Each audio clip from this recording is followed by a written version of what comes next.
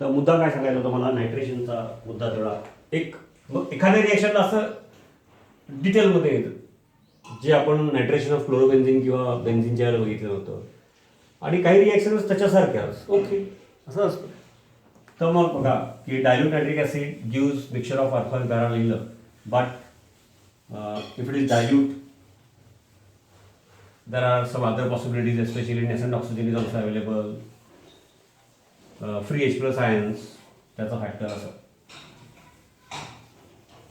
Nitration of फिनॉलमध्ये आणखी एक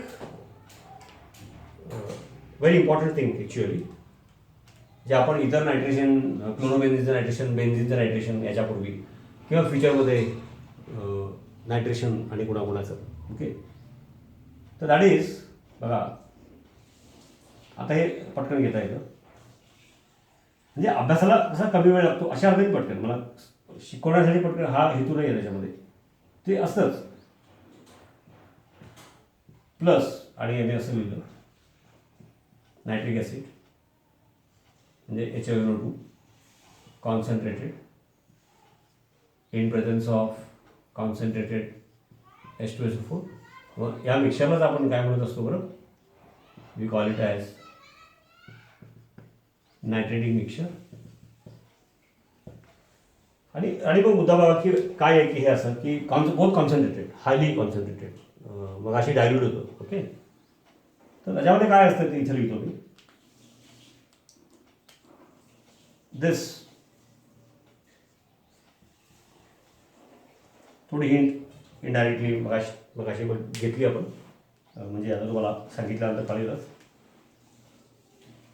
sulphuric ॲसिडचं structure आपण अल्कीन त्या काहीच्या निमित्ताने आणि पुढं बघितलं आहे, शोधायचं. आणि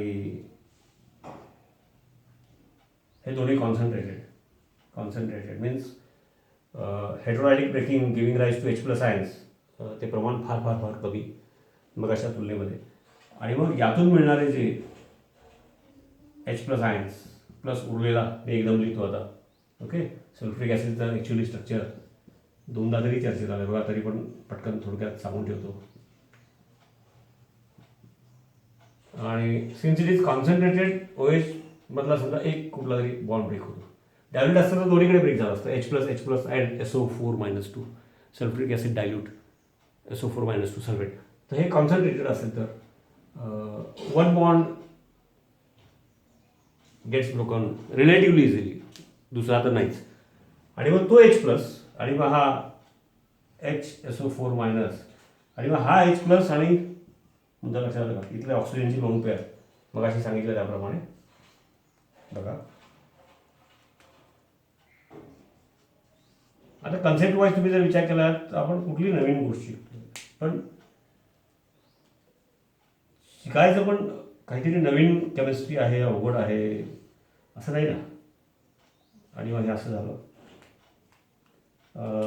loan pair of electrons on oxygen in nitric acid and H+ from sulphuric acid both are concentrated, त्याचं भान असू दे, असं झालं. आणि मग प्लस काय असणार आहे बरं, हा HSO4- hydrogen sulphate group, sulphate बरं का AT, आणि नाव positive charge on oxygen, lone pair become shared pair. याचा अर्थ हा हेट्रोलिसिसला फेवरेबल झालं. हेट्रोलिसिसला फेवरेबल झालं म्हटल्यानंतर हा तर आहेच बाय प्रोडक्ट, याचं मी पुढे दाखवतो पटकन. NO2+ electron pair will remain with oxygen, आणि त्यामुळं मी इथं लिहितो पहिला मेन आपला इलेक्ट्रोफाईल NO2+ प्लस हे. आता ही शेड पेअर लोन पेअर झाल्यामुळं रुटीन वॉटर तयार झालं नाही का.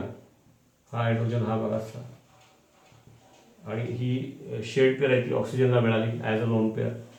मुद्दा काय आहे, why we use nitrating mixture, तर concentrated mixture of concentrated nitric acid and concentrated sulphuric acid. तर in large amount we get NO2+ ions in large amount and at a very high rate.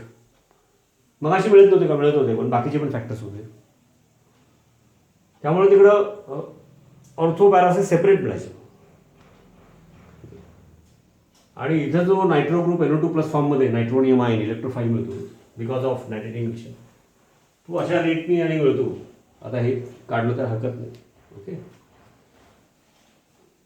की काय होतं की आता एकदा आपण बघितलं nitronium ion NO2 plus attacks and release H plus. Under these conditions ortho para directing आहे ना, तिन्ही ठिकाणी होतं. मग ते सेपरेटली लिहायची आता गरज नसायला पाहिजे. फक्त त्याप्रमाणे तिन्ही ठिकाणी होतात म्हणून बॅलन्सिंगसाठी समजा लिहिताना मी पहिल्यांदा एका ठिकाणी लिहितो आणि मग नंतर एकदम बॅलन्स करतो. आता रेझोनन्स हायब्रिड काढतो which is more correct to right. आणि मग CH इथला होता हायड्रोजन H प्लस फॉर्ममध्ये बाहेर, NO2 in the form, nitro in the form of NO2, आणि मग हे असं झालं आणि तो H प्लस आणि हे OH म्हणजे H2O. असं नायट्रेटिंग मिक्सचर वापरला तर एवढे फास्ट मिळतात रेट की 1 molecule of benzene and all 3 positions ऑर्थोपॅरामध्ये. आणि म्हणून बॅलन्स करण्यासाठी आणि म्हणून मग इकडं नायट्रो एकदा सेपरेट एक समजून घ्यायचं आणि लिहिताना मग बाकी एकदम लिहायचं सगळं प्लस थ्राईस H2. तर असं हे सगळं समजून घेऊन, नाही तर नायट्रेशन ऑफ फिनॉल डायल्यूटमध्ये असं लिहायचं बरं का. रिॲक्शन लिहिली, दोनदा सांगितली, note. And if you use this nitrating mixture मग all three positions get nitrated अशी घे. असं नाही आहे त्यातली केमिस्ट्री. तेव्हा काय होतं, तिथं आणखी काय पॉसिबिलिटीज असतात, इथं काय आहे, इथं त्या पॉसिबिलिटीज का राहत नाहीत. तर साहजिक आहे, बोथ आर कॉन्सन्ट्रेटेड. त्यामुळे नायट्रिक ॲसिडचा जो नॅसंट ऑक्सिजन रिलीजिंग मगाशी बघितलं याच्या आधी, that tendency almost practically no म्हणूया. आणि कॉन्सन्ट्रेटेड असल्यामुळं free H plus ions in large amount are not available from both. आणि त्यामुळं नायट्रोनियम आयन फॉर्मेशनचा जो इथं जी एक पॉसिबिलिटी आहे ती पॉसिबिलिटीचा रेट जास्त असतो. आणि म्हणून फिनॉलचं नायट्रेशन केलं तर फक्त नायट्रो ग्रुप NO2 ग्रुप बघा 2-3 झालं होतं, NO2 group rate of the reaction is such high that की फक्त ऑर्थोपॅरा असं मिळत नाही, तर बोथ ऑर्थो अँड पॅरा म्हणून तो 246 याला नाही का, the carbon two which OH group is attach त्याला 1 नंबर दिला आणि 1 2 3 4 5 6, तर ते 246 ट्राय नायट्रोफिनॉल. याचं आणखी एक फेमस नाव आहे, वापरामध्ये आहे प्रॅक्टिकली, कमर्शियल यूज म्हणूया, पिक्रिक ॲसिड. असे बारकावे वाढत जातात आणि त्याला जास्त वेळ मिळाला पाहिजे म्हणून मागचे बेसिक करा आणि काही गोष्टी त्याला रिलेटेड असेल तर, नाही तर मग हे सगळं राहून जातं. बऱ्याच गोष्टी हे राहून जातं. पिक्रिक ॲसिड त्याला बोलतात. आता पिक्रिक ॲसिड असं नाव आहे, ठीक आहे. इथं मी गडबडीत लिहिलं, तुम्ही ऐकलं, नोट्समध्ये चेक करा. पिक्रिक ॲसिड अरे बाबा, फिनॉल इज वीक ॲसिड माहिती आहे ना. तर ते रेझोनन्सवर एक्सप्लेन करता येतं. व्हेरियस रेझोनेटिंग फॉर्म्स ऑफ फिनॉलमध्ये नाही का मगाशी दाखवलं होतं, positive charge is develop on oxygen, आणि त्यामुळं हा बॉन्ड मोर पोलार होतो. आणि त्यामुळं भले वीक आहे अल्कोहोलच्या तुलनेत OH बॉन्ड इन फिनॉल, म्हणून तो फंक्शन ग्रुपपासून सांगतो वाय दे आर ॲसिडिक. आणि रेझोनन्स वगैरे झाल्यानंतर तर पुन्हा रिपीट केलं की व्हेरियस रेझोनेटिंग फॉर्म्स आपण बघितलं, त्याच्यामध्ये पॉझिटिव्ह चार्ज इथे डेव्हलप होतो आणि निगेटिव्ह इकडं. त्यामुळं this bond becomes more polar, आणि त्यामुळं इन वॉटर हेट्रोलिसिसची टेंडन्सी या OH बॉन्डची, म्हणून phenols are acid, weak acid although, and alcohols are not. आता बिकॉज ऑफ नायट्रो ग्रुप काय होणार ते माहिती आहे. ते माहिती आहे, फक्त हे त्यात ॲड करायचं. त्यामुळे ते सातत्याने अभ्यास करणे वगैरे हा मुद्दा आहे. प्रयत्न करणे, प्रयत्न करून कमी जास्त यूज आहे हे सारखं जे आम्ही सांगत राहतो.